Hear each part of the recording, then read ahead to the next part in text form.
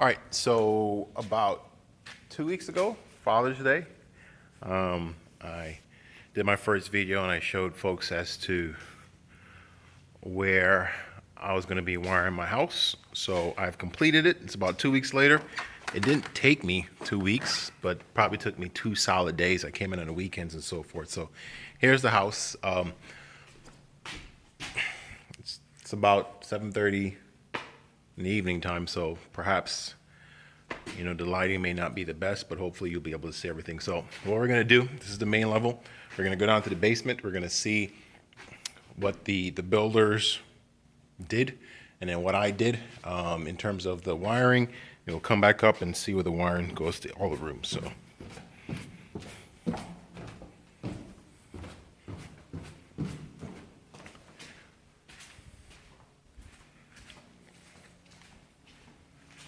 let's go through here.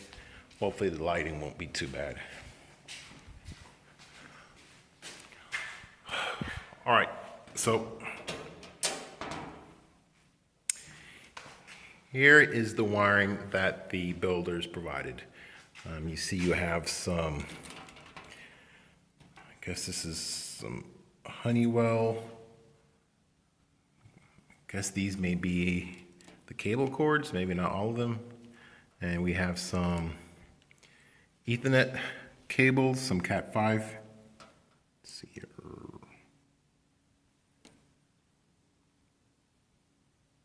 These are some cat5e cables, and as you can see, some of the cat5 cables that the company has provided for me, which is cool. Ultimately, I have 4 Ethernet ports, and I believe some of these things are for alarm systems and so forth. And as you can see, it kind of goes up here and goes all the way to the house and what you have you. So this is what they did. Over here is what I did. And these are all my cat6 cables that I added. And so hopefully the goal will be, like I said earlier, for me, the goal is to give myself as much Ethernet cables as possible and drop as much wires as possible so I can ultimately get a smart home together and put some locks on home automated system in it. So this is everything I added, and it comes up to about, when you add what I did, combine what the builder did, I'll have about 15 drops altogether. So again, I'm in the basement, and I try to get my work as tight and neat as possible, if you will. This is the first branch off I have here going to the master bedroom. And actually, I apologize. That's the second. Here's the first branch off I have going to the master bedroom. And I have a second branch off here. And continue.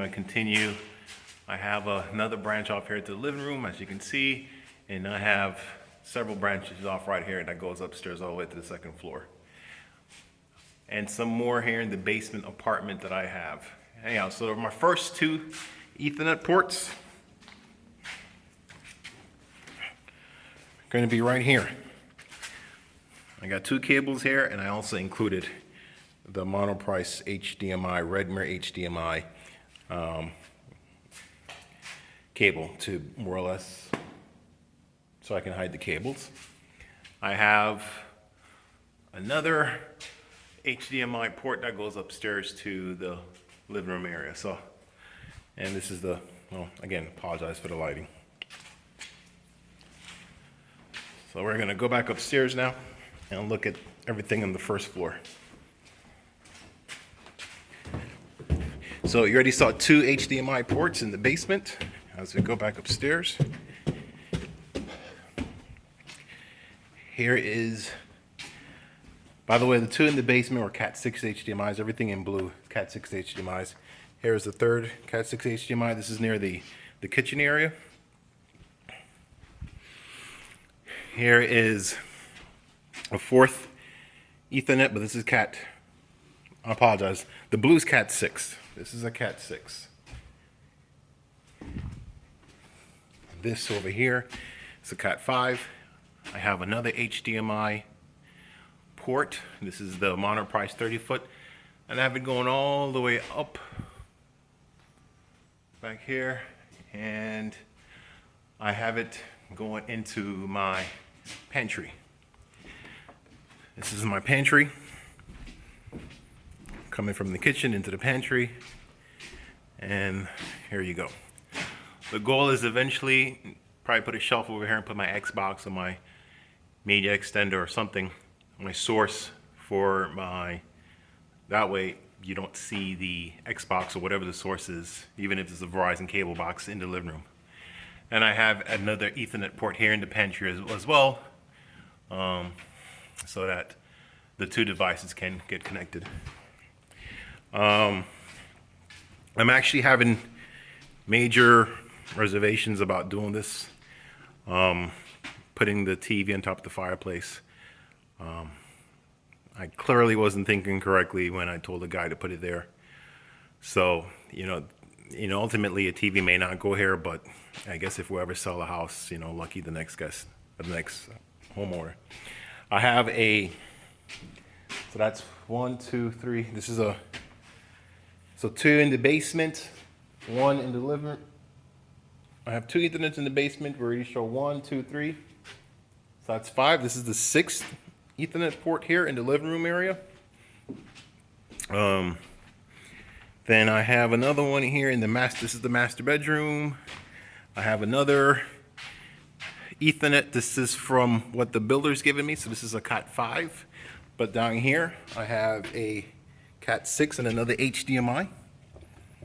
Another Redmere HDMI cable. I may actually get a longer one. This is a 10-foot one. I'm thinking about maybe needing a 12-foot or 15-foot. Might be a bit better. So that's 7, I believe. This is my 8th port. So these 2 ports in the master bedroom.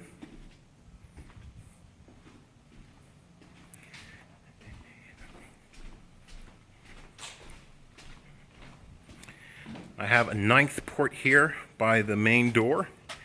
And again, I'm going to use the locks-on system, so I'm anticipating I'm going to use this port to do an intercom system with a camera. I believe I can use the cat6 cable for power over the Ethernet, so I should be able to get my power and everything there.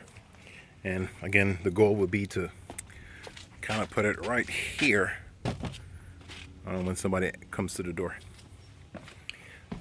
Into the office, I have, the builder gave me a cat5 over here, so I have a cat5 here, and this is a cat6. This was actually the last drop that I did, and I actually ran out of cords, so I had to go to the micro center down the street to get a 50-foot cord, but this was the last drop I did. And as you can see, coming from the bottom, I have 4 cords. I go this way, up this way, all the way upstairs to the 2nd level of the house.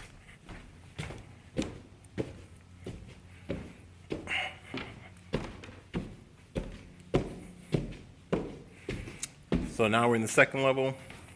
Until I get my home theater completed, this particular bedroom, this is the largest of the bedrooms upstairs, will be the de facto home theater. So here I have another 2 Ethernet ports. This is the cat5 from the builder, and the, what do you call that? The cable cord, the name escapes me. I know it'll come to me shortly. And here is my cat6 cable. So I have 2 in this particular bedroom. And then I have these 3 cords going all the way up, coming across. And again, I did all these things by myself. It was fairly easy. Just had to make sure you had the right tools.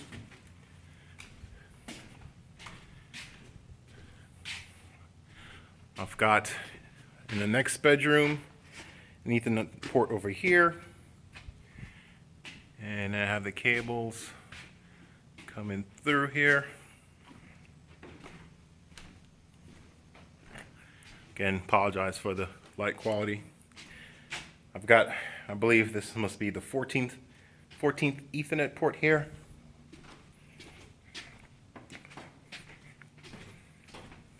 And last but not least, as of right now, here's the last and final Ethernet port that I got from So 15.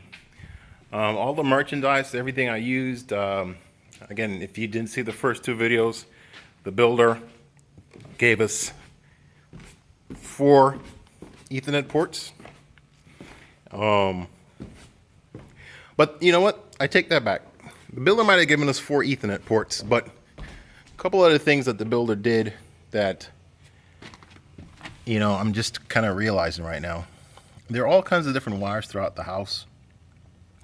They aren't necessarily Ethernet ports, but, you know, I can definitely use. Like, so for example, these are cables for the doorbells that I can use. I have another cable over here. This is where one of the sensors will be.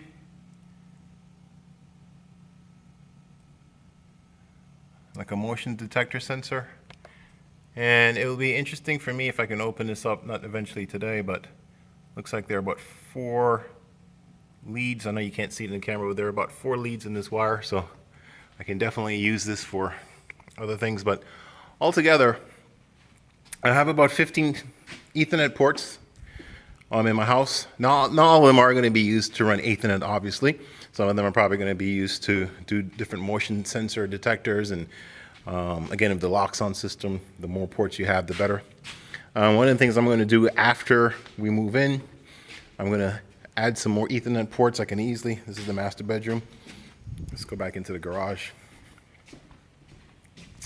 In the beginning of the video, I started off in the basement, and the basement is directly opposite the garage, if you will. So even after we move in, it'll be fairly easy for me to just kind of cut through here and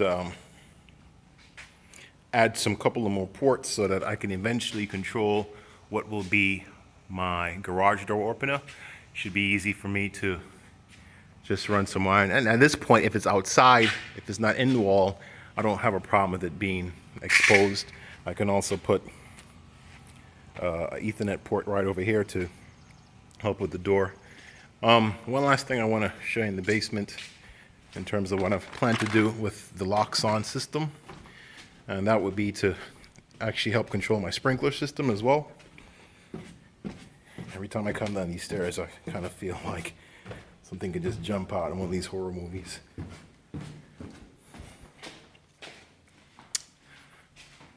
Again, we're going back in the basement.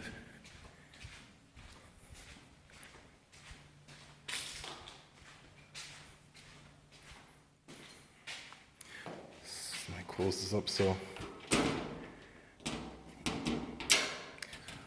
all this is going to remain unfinished.